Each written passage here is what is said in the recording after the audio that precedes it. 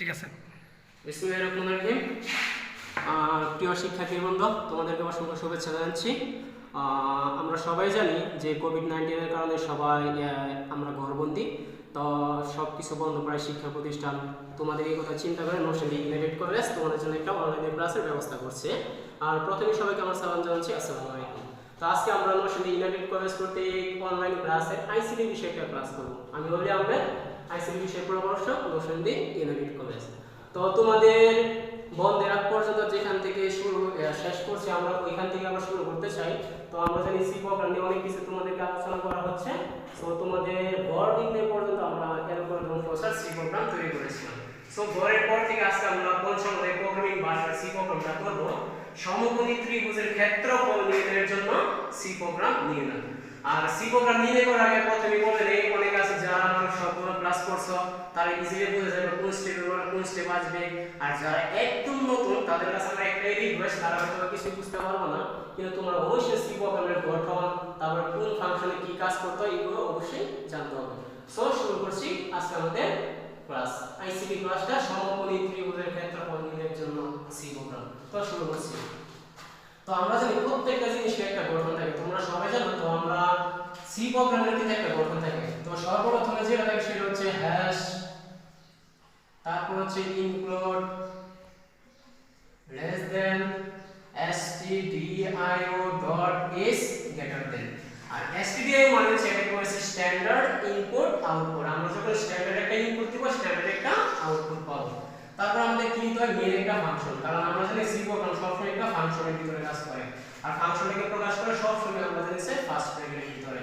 তারপর হচ্ছে আমরা জানি কাজ শুরু করতে গেলে সেকেন্ড ব্র্যাকেট দ্বারা শুরু করতে হয়। এখন সেকেন্ড ব্র্যাকেটে একটাই কাজ, এটা এইভাবে দিয়ে আমাদের শুরু করে, আর যখন আমরা উল্টাই দেব তখন সে কাজটা শেষ করব। এখন দেখি তারপর হচ্ছে আমরা আমাদের কাজটা শুরু করব। এখন যে প্রথমে কাজটা শুরু করার জন্য আমাদের জানতে হবে যে ইন্টিজার, ফ্লোট নাকি ক্যারেক্টার, কোন টাইপে আমরা কাজ করব। এখন আমাদের এখানে কোনো সংখ্যা দেওয়া নেই। আগের ক্লাসে যখন আমরা দেখছি দুটি সংখ্যার যোগফল নির্ণয় করা, বিয়োগফল নির্ণয় করা, সংখ্যা থাকলে বুঝতে হবে এটা একটা পূর্ণ সংখ্যা। তো এখানে যেহেতু কোনো সংখ্যা দেওয়া নেই, তাহলে আমি বুঝবো কিভাবে এটা কি হবে। এই জন্য আমাদের যদি বুঝতে না পারি ত্রিভুজের কোনো কিছু দেওয়া নেই, তাহলে ত্রিভুজের আমরা কি জানি, ক্ষেত্রফল। তো ক্ষেত্রফলকে ইংরেজিতে বলা হয় হচ্ছে এরিয়া। এরিয়া সূত্র লিখতে হবে। এরিয়া সূত্র হচ্ছে হাফ ইনটু ভূমি ইনটু উচ্চতা। কিন্তু আমরা কিভাবে কেন লিখব, half into B into S. আর আমরা জানি স্টার চিহ্ন দ্বারা গুণ বোঝানো হয়, সি প্রোগ্রামে স্টার দ্বারা সবসময় গুণ বোঝানো হয়। এই যদি এভাবে গুণ তাহলে কিন্তু কখনোই হবে না। এবার বি মানে কি, বি মানে হচ্ছে বেস। বেসকে শুধুমাত্র বি দ্বারা প্রকাশ করে, প্রোগ্রাম সবসময় শর্ট ফর্মে কাজ করে। বেস মানে হচ্ছে ভূমি, তারপর হচ্ছে এস মানে হচ্ছে হাইট। হাইটকে আমরা শুধুমাত্র এস দ্বারা প্রকাশ করব, এটা মানে হচ্ছে উচ্চতা। তার মানে আমরা জানি সমকোণী ত্রিভুজের ক্ষেত্রফল হচ্ছে হাফ ইনটু ভূমি ইনটু উচ্চতা। আর যখন প্রোগ্রাম তৈরি করব half into B into S এটা নিয়ে কাজ করব। এবার আমাদের দেখতে হবে এই যে সূত্রটা আছে, সূত্রটার মধ্যে দেখো 1/2 এটা কিন্তু একটা ভগ্নাংশ। যখনই ভগ্নাংশ থাকবে তখনই আমরা হচ্ছে ফ্লোটিং ডেটা টাইপ নিয়ে কাজ করব। ফ্লোটিং এর শর্টকাট ফর্ম হচ্ছে ফ্লোট, তার মানে আমরা এখানে ফ্লোট নিয়ে কাজ করব। আর সি প্রোগ্রামিং হচ্ছে এই লাইনটা হচ্ছে সবচেয়ে বেশি গুরুত্বপূর্ণ, এই লাইনটা। কারণ এখানে আমাদের ইনপুটের মধ্যে আমাদের কাছে 1/2 এটা একটা ভগ্নাংশ, এইজন্য হচ্ছে আমরা কি নিয়ে কাজ করব, ভগ্নাংশ নিয়ে। আর ভগ্নাংশ মানে হচ্ছে কি, ফ্লোট। এখন আমি ইনপুটটা কি নিব, সূত্রের মধ্যে দেখব কার মানটা আমাদের কাছে অজানা। যেহেতু 1/2 এটা একটা সংখ্যা, এটা ইনপুট হয়ে যাবে না। যেহেতু b এবং s এর মান আমরা জানি না, এজন্য আমাদেরকে ইনপুট দিতে হবে কি, b এবং s। তো সর্বপ্রথম আমরা লিখব b, তারপর হচ্ছে s। আর আমরা যখন একটার পরে একটা লিখব তখন মাঝখানে আমাদের কি ইউজ করতে হবে, কমা ইউজ করতে হবে। এখন তো ইনপুট আর কোনো কিছু বাকি না, এবার হচ্ছে আমাদের আউটপুট। তার মানে আউটপুটটা কি, ত্রিভুজের কি, ক্ষেত্রফল।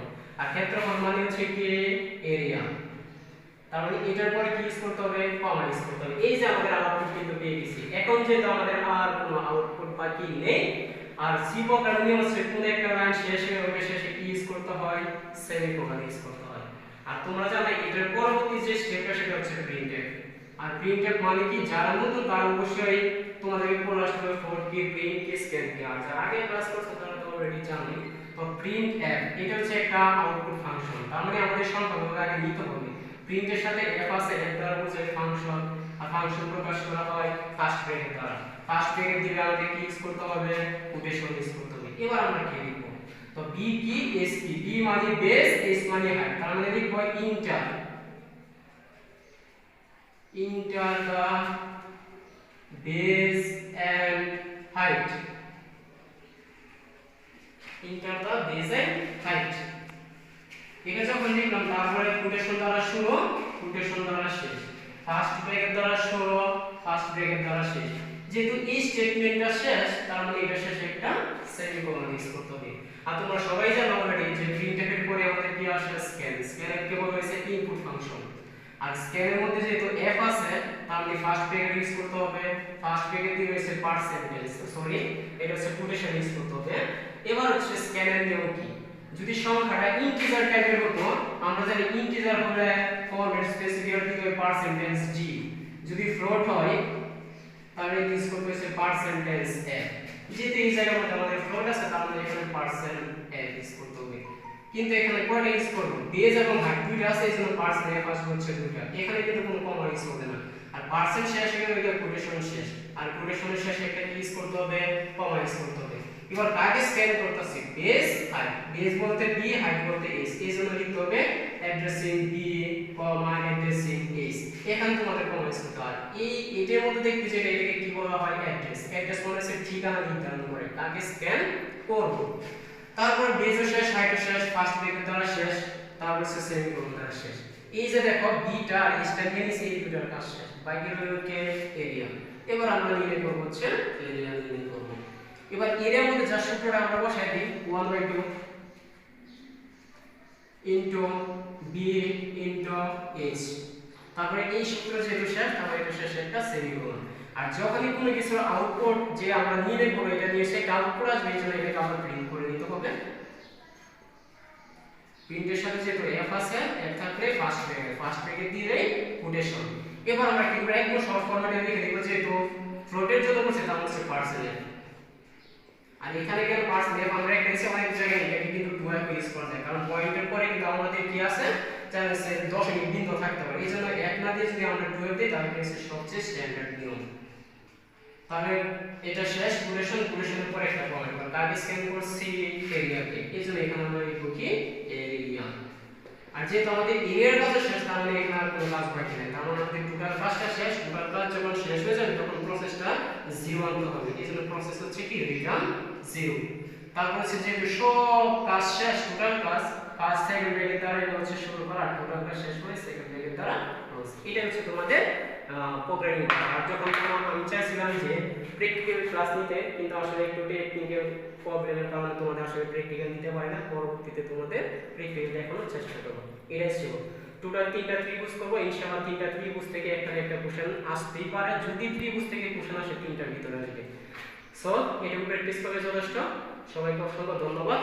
আসসালামু আলাইকুম। দেখি এখন কি রকম হয়েছে।